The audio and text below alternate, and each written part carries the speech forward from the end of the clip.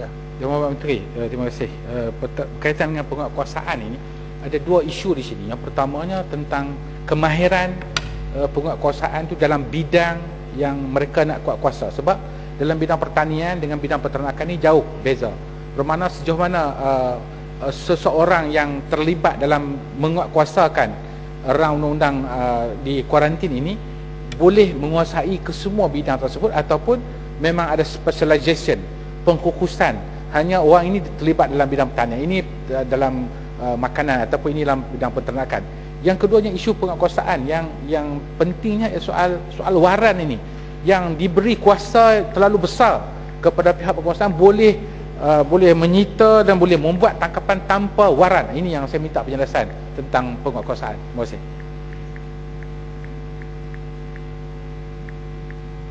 Ada sebab yang Muhammad punya sampai, tapi saya pun boleh jawab juga.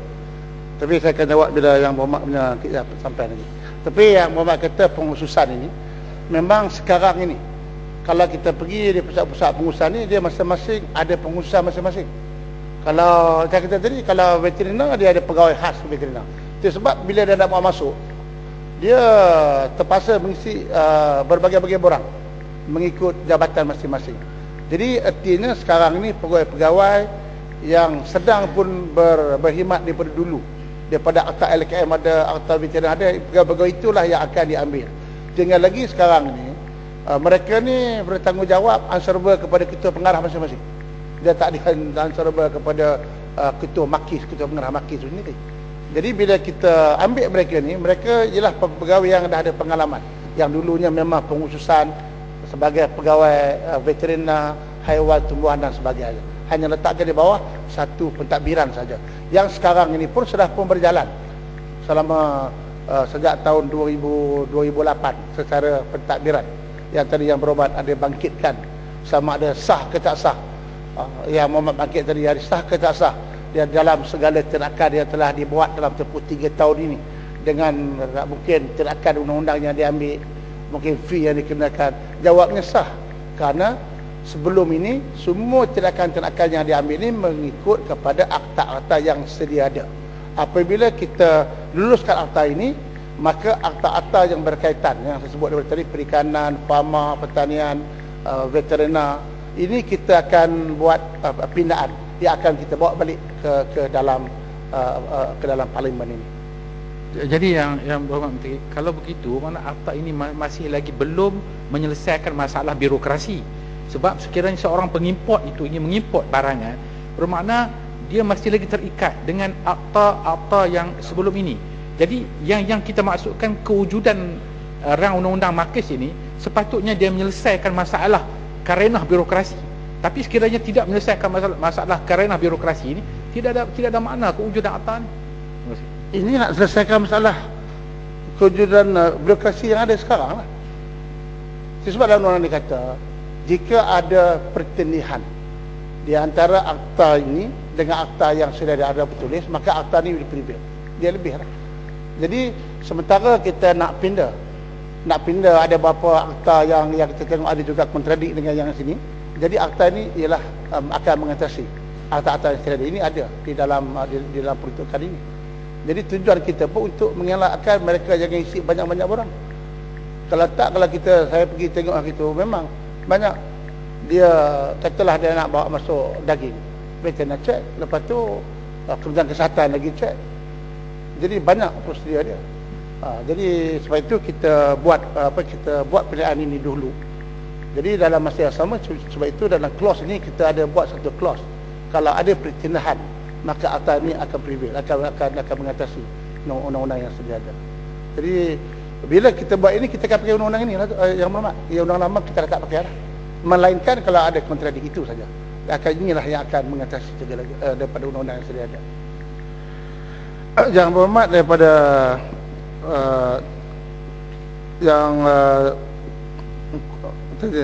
Kubang Kerian ada memakaikan isu mengenai kemasukan manusia yang berpenyakit.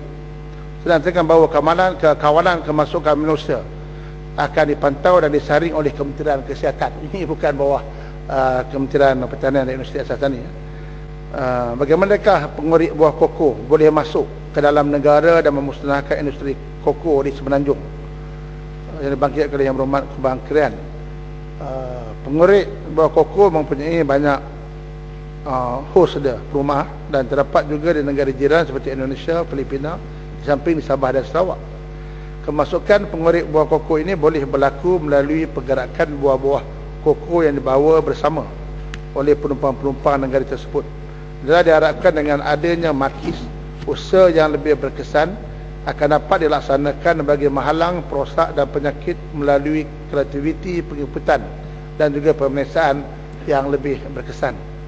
Yang Berhormat Kuala Kedah ada membangkitkan isu supaya kadar kuarantin yang dikenakan hendaklah menasabah untuk kos boarding untuk anjing ataupun kuda.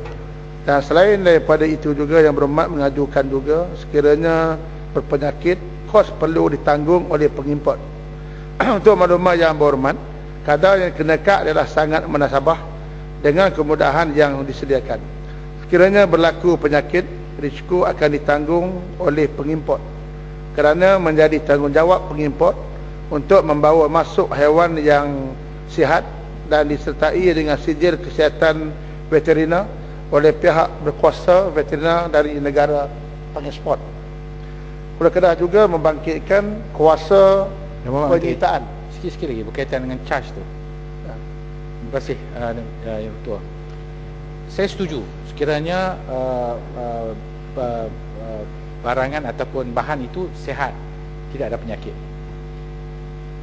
kalau berpenyakit. Tetapi sekiranya pihak penguasa tahan satu barangan, tumbuhan ataupun penternakan, dalam tempoh soal siasat, tempoh kuarantin yang panjang untuk nak menyoal siasat, charge yang dikenakan pada setiap hari, sama ada binatang tersebut ataupun tumbuhan tersebut mengikut kadar hari yang saya sebut tadi, beberapa contoh binatang-binatang peliharaan yang dimasuk. Sekiranya didapati tidak ada penyakit dan tidak ada sihat dan tidak ada bakteria dan sebagainya, apakah charge itu juga nak dikenakan kepada pengimport sedangkan mereka tidak bersalah? Jadi ini yang saya bangkitkan. Minta penjelasan. Charge ni sebenarnya ialah sewa yang dikenakan kepada kemudahan yang disediakan. Kalau kata nak masuk lembu, jadi bila ada masuk lembu ni mesti ada tempat permis untuk kuarantin. Jadi kalau kita nak letak lembu tempat kuarantin ni, tentulah ada syarikat yang membuat tempat kuarantin. Jadi kalau kita letak RM2 sekor, jadi RM2 sekor tu ialah cas kepada tempat simpan kuarantin tu. Jadi kalau dia masuk sihat di situ, dia ada masa buat. Sebab kalau saya tak silap, dia ada tempoh tu.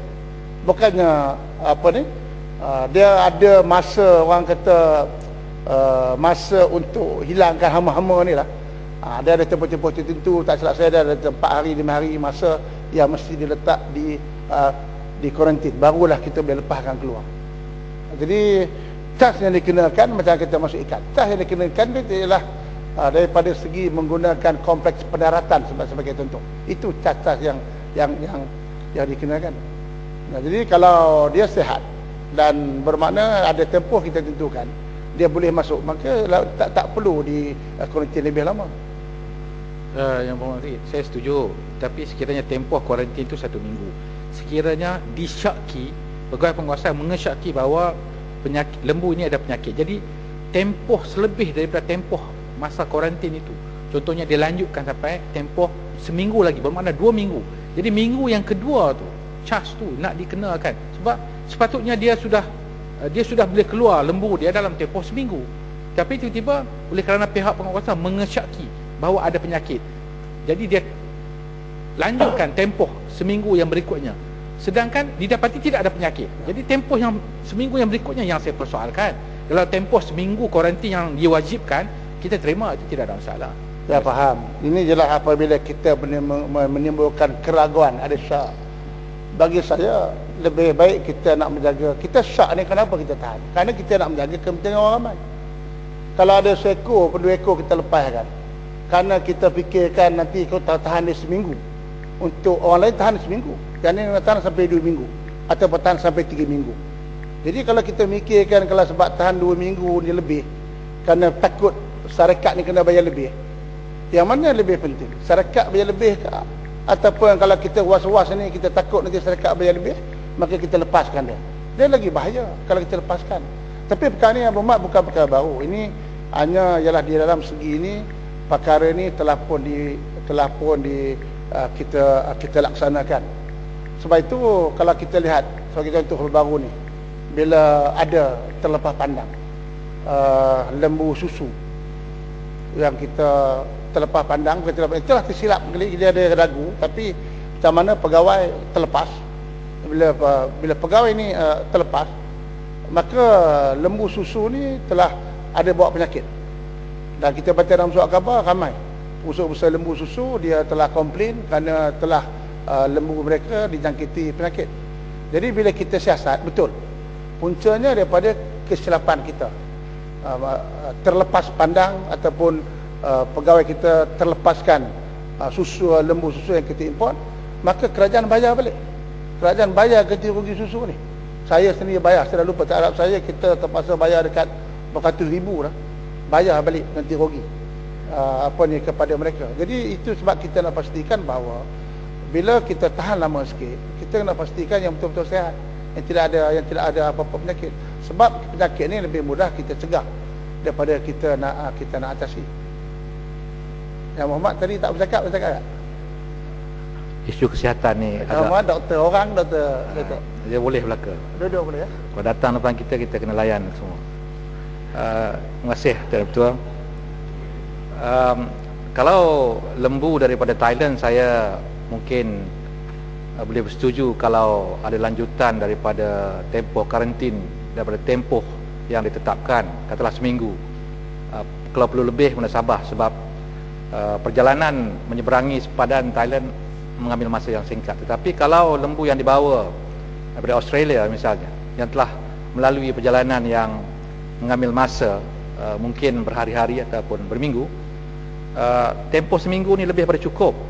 Kerana kalau ada jangkitan kuman, artinya lembu-lembu ini akan menunjukkan simptomnya dalam tempoh perjalanan dan juga seminggu lebih daripada cukup. Sebab kebanyakan penyakit mikroorganism ini akan mempunyai masa inkubasi yang agak lebih kurang 5-6 hari ataupun seminggu. Jadi dalam kapal tu kalau sudah ada tanda, akan keluar tanda. Ataupun kalau lambat sedikit dalam masa kuarantin tu sudah menunjukkan tanda. Jadi tak perlu, saya rasa, diperpanjangkan. Artinya kita kena lebih cekap semasa tempoh kuarantin tu untuk melaksanakan. Dan inilah latihan yang kita rasa perlu bagi pegawai di pusat Makis. Terima kasih.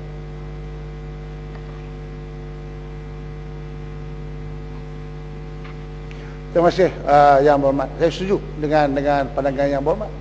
Kalau kita tengok dia tak ada, mudah dikenali, ataupun kita tengok memang tak ada penyakit, memang kita nak lepaskan. Kita pun tak nak simpan lama-lama dekat kuarantin. Tak kuarantin penuh kat pusat kuarantin tu. Jadi kalau boleh kita nak cepat lepas. Jadi memang saya setuju pendapat kuarantin, dan itulah sekarang ni yang dipraktikkan oleh pegawai yang bekerja berkhidmat di pusat kuarantin dan juga di premis kuarantin dia. Terima kasih pandangan Yang Berhormat. Yang Berhormat Menteri, sikit saya sabar menunggu sebab soalan saya yang saya bangkit berkaitan dengan IQC tadi belum dijawab. Dan saya rasa selepas daripada itu pun pembahas tidak bangkitkan soal IQC ni, Pusat Kuarantin Antarabangsa, yang rasanya Ketua Pengarah Veteran telah umumkan. Tapi kita belum dimaklumkan tentang kewujudan IQC ini secara resmi oleh Yang Berhormat Menteri, dan sejauh mana IQC ini akan berperanan, berfungsi, dan adakah sebab dia menangani masalah FMT baru ni, penyakit kuku dan mulut bagi ternakan lembu dan kambing dan sebagainya. Jadi ini di antara perkara yang sedang saya tunggu. Jadi nampaknya tidak ada penjelasan. Adakah Yang Menteri akan memberikan penjelasan dalam ucapan ini? Terima kasih.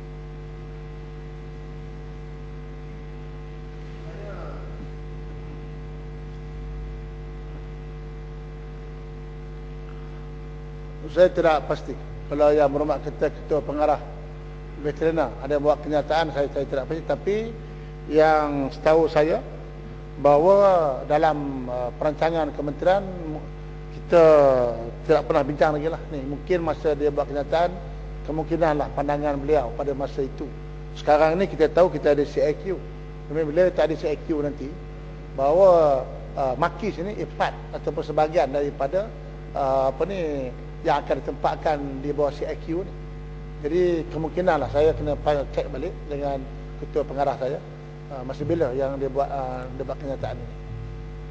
Pada 6 Januari dan peruntukan sebanyak 10 juta akan ditempatkan cadangannya sebuah pulau dengan keluasan sebanyak 8,937 hektar.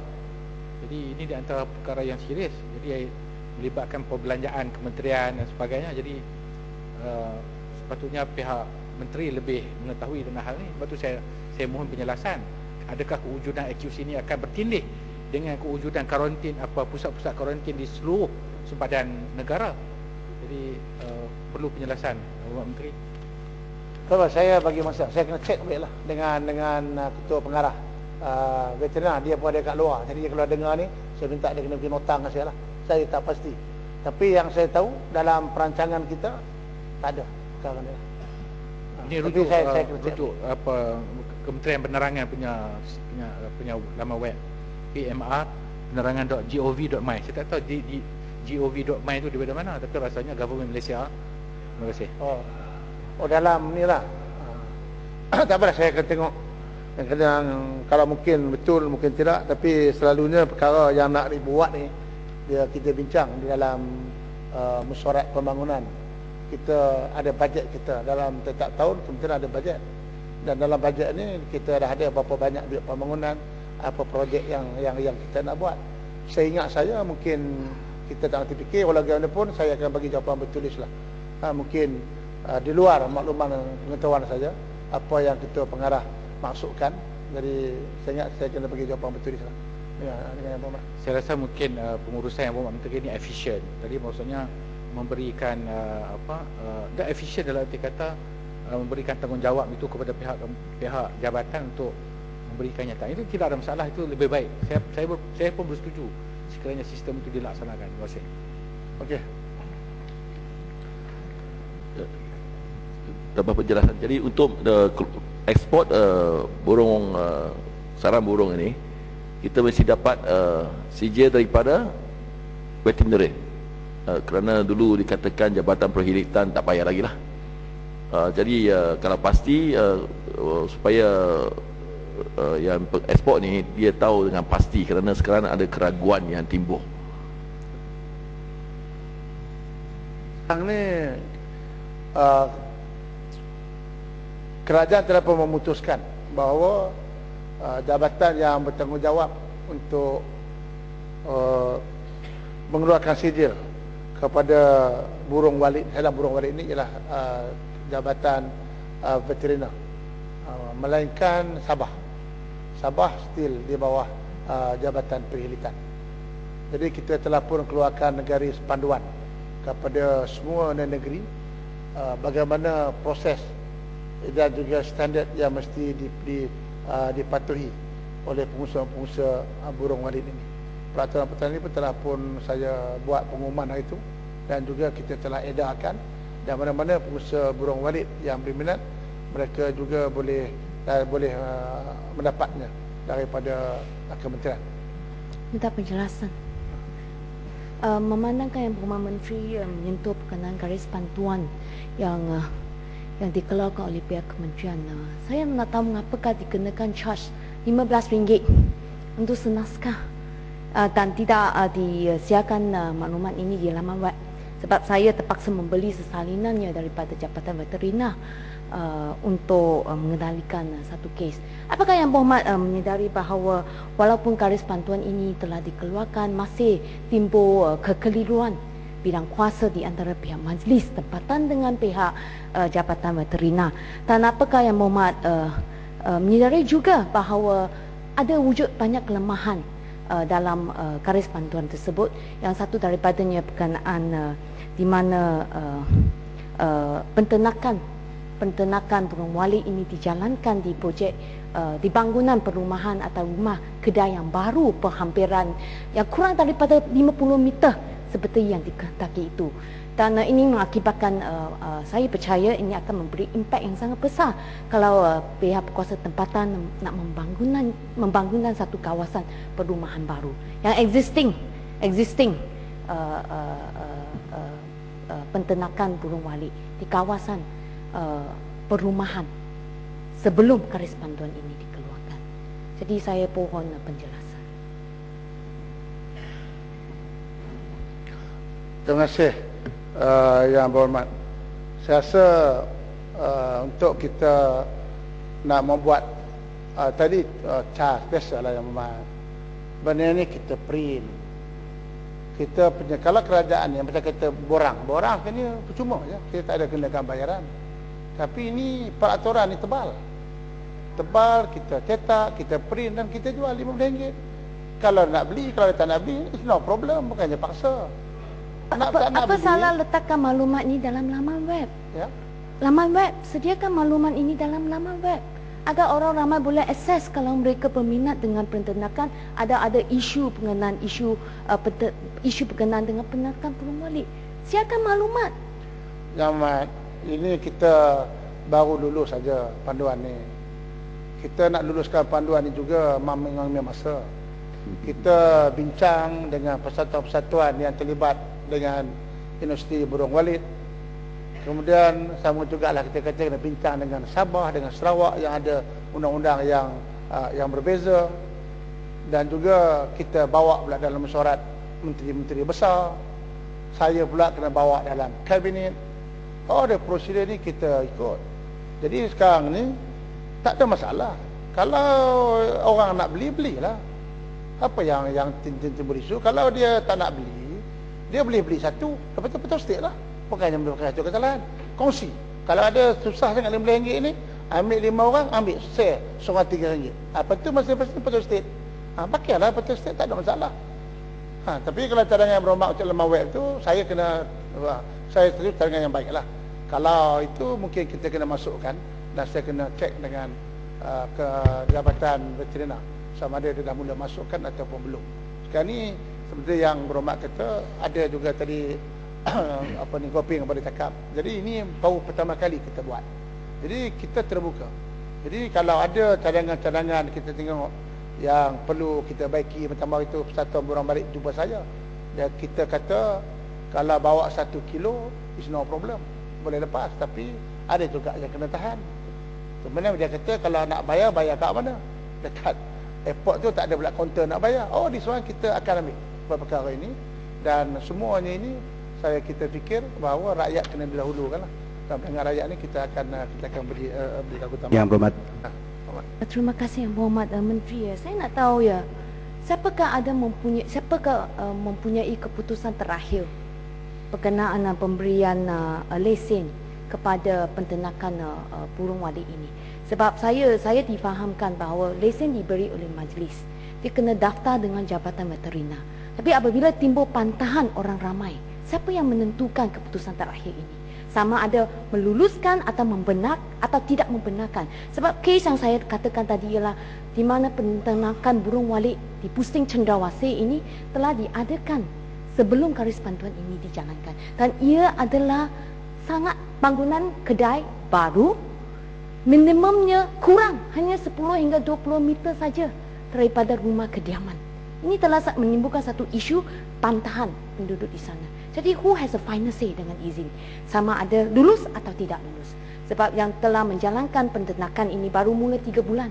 3-4 bulan sebelum garis panduan ini diadakan di dalam bangunan kedai yang baru. Jadi saya pohon penjelasan. Baik, yang ada kuasa menurunkan sijil ini ialah veteriner. Tapi sebelum veteriner nak bagi sijil ini, dia mesti mendapat surat daripada pihak berkuasa. Jadi dia ada 2 isu. Satu ialah apa berlaku kepada sarang burung walit yang dibuat sebelum garis panduan ini keluar. Jadi yang mana sebelum garis panduan ini keluar, saya lupa, dia ada tempoh. Saya dah lupa. Sampai tempoh yang dia ada tempoh dia tu. Tempoh tu maka kita dianggap boleh diterima. Saya lupa, tapi kalau yang berhormat, kalau in detail, sebab ini peraturan baru, saya tak boleh ingat semua. Tetapi saya masih ingat waktu kita berbincang dulu, memang ditimbul isu ini. Apa berlaku kepada burung-burung sarang-sarang burung walit yang sudah sedia ada, yang kata kurang daripada berapa meter, saya dah lupa dah, dan ada jarak semua ni. Jadi benda ni sebenarnya kita dah bincang secara terperinci dengan pihak.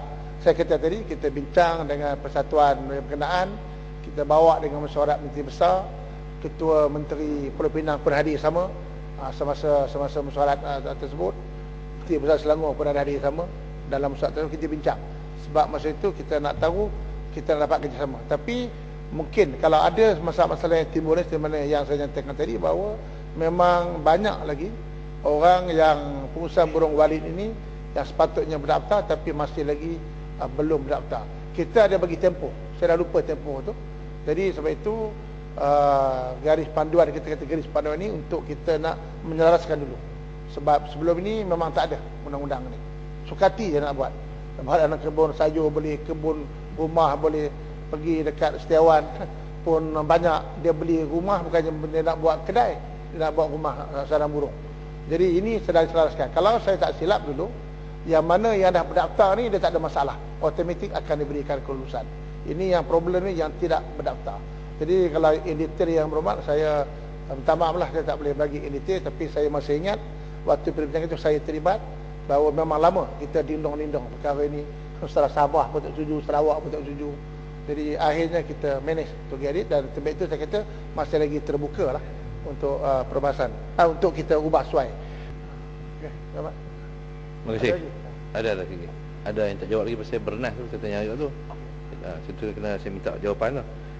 Berkaitan tadi kata ada tempoh kan, tempoh untuk nak mengelak Alibaba dan sebagainya disebut tadi tu. Tapi kalau dalam tempoh tu dia jual AP tu kat orang, macam mana nak elak Alibaba ke apa? Dalam tempoh tu dia jual. Menteri boleh jawab sekali? Okay. Tadi Pak Kiri, minta maaf. Tadi Menteri jawab, cakap sayuran tak payah AP. Tapi saya lama wei farma sana saya tengok kopi sayur kena AP. Kena. Lama wei saya tengok sayur kopi. Ya, sayur ni kecuali kobis. Yang saya ingat kobis lah, sebab kami orang jumpa minta memang sawit. Ya. Kobis ni kita buat. Yalah. Faham lah. Betul lah, kobis yang kena ada permit. Jawapan kita habis pukul 5.30 Jawapan. Ya. Kobis memang ada kena permit. Sebab yalah, saya kata kobis ni yang saya kobis memang ada permit. Sebab nak menjaga kepentingan pengusaha kobis di Cameron Highlands. Dia ada kota. Jadi kota yang kita kena import tak boleh lebih daripada kota yang telah ditetapkan, supaya bila kobis dibawa masuk tidak memberi kesan kepada peranan-peranan kobis di dalam negara, terutamanya di Cameron Highlands. Macam ni, jika kobis dari China ni baru kena AP, lain negara tak payah? Semua kobis. Tak bila kira kena lah di AP negara itu kena lah. Tak kira daripada Indonesia ke, daripada China pun memang kena AP. Okay? Bila akan kerajaan akan dihapuskan, sebab Persatuan Sayur-sayuran harapkan kerajaan boleh dihapuskan AP ni. Dah lah, kalau yang berhormat boleh bagi tahu dengan penanam kobis kat Cameron Highlands, it's no problem. Tak ada. Tapi besok kalau penanam sayur kobis Cameron Highlands tunjuk perasaan, yang berhormat nak tanggungjawab. Macam baru ni 2 tahun lepas, bila berlaku harga kobis jatuh harga, dia baru tunjuk perasaan. Jadi sebab itu kita kena jaga kepentingan penanam sayur. Dan juga lagi satu AP yang kita kena ialah kelapa. Import kelapa pun kita kenakan AP, kerana kita nak menjaga kepentingan kelapa di dalam negeri. Setakat ni macam saya kata, daging, ayam, memang tak ada kota sebab kita masih lagi kekurangan. Jadi mungkin satu hari nanti bila kita dah tengok self-sufficient dah capai, then kita kena bagi kota lah. Jadi apa lagi? Nanti saya tak faham lagi. Seperti kopi pun kena AP ke? Ya? Kopi ni dibawa kementerian lain. Kementerian saya. Tapi di Laman Wei Farma sana cerita dia. Oh ya, kopi. Ya. Ya, kopi pun kena sebab kita ada tanam kopi. Yang mana ada kita jaga kepentingan. Ya, Mat. Kopi. Ya, Mat. Yang Muhammad, saya cadangkan mintalah surat jawapan daripada Menteri bersurat supaya tanya apa benda yang kita perlu AP eksportan sayur Sebab dan ada setengah makanan. pesawat tanya kita, kenapa kena AP, kenapa ni barang biasa saja. Mana-mana pun boleh dapat, kenapa kerajaan ada ketatkan ada kena AP, bila dihapuskan. Dan dia apa juga yang memang AP ni tujuannya ialah untuk kita menjaga kepentingan peladang-peladang, petani, nelayan di dalam negara kita. Sebab itu kita kena ada kota. Kalau kita tengok masa kita tak cukup, misalnya kita cari daging, tak ada masalah. Kalau 3 bulan macam yang Muhammad Kepokok Senang kata kalau 3 bulan nak Alibaba, tak apa lah. Siapa ambil Alibaba tu dia rugi lah, tak payahlah ambil Alibaba. Mari minta terus. Kita tak ada masalah. Kita boleh bagi. Asalkan dia mesti mengimport daripada negara-negara yang kita kena pasti rumah sembelihannya telah pun diberikan kelulusan oleh pihak kerajaan kita sebagai rumah yang halal. Kemudian yang beras ni Abang Mat, besok yang Mat mari ya. Saya tak salah saya besok saya dah sengaja saya minta naikkan soalan yang berhormat besok nombor 6 kalau tak silap. Jadi tunggu besoklah kita jawab soalan benar. Terima kasih.